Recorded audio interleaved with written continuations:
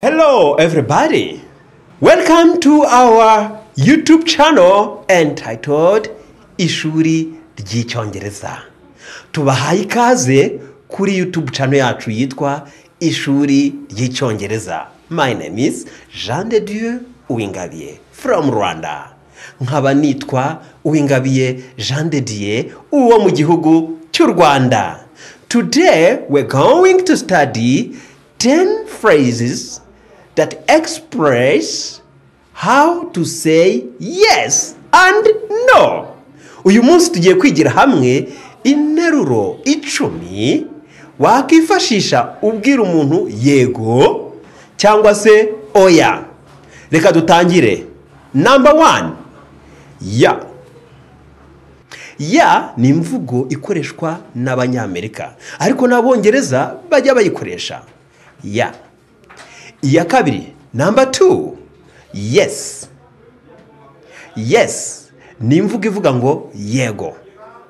Number 3. Natwe mu Kinyarwanda hari icyo ugana n'umuntu kumva aravuze ngo ubwo ni uburyo bwo kwemera icyo umuntu ari kugenda akubwira. Number 4. Aha.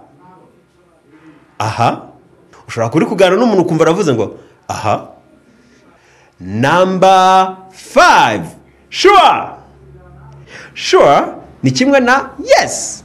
Ni nko kuvuga ngo nibyo. 5 phrases to say no. Noneho reka turebere hamwe izindi nteruro 5 zigaragaza guhakana. Number 1. Nope. Iyo ikunze gukoreshwa n'Abanyamerika. Number 2.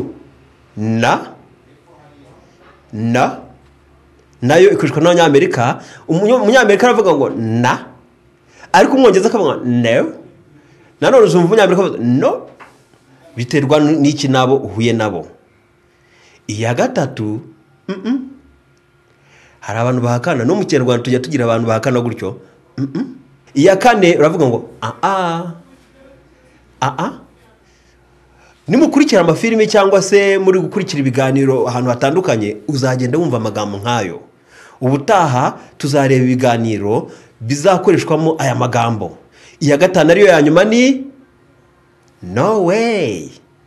No way. No way ni ukuvuga ngo ntibishoboka. Thanks for watching. This is the end of 10 phrases that express yes and no. Mwakoze kudukurikira. Uyu ni wo musozo wacu w'isomo rivuga ku nteruro 10 zo kwemera cyangwa guhakana.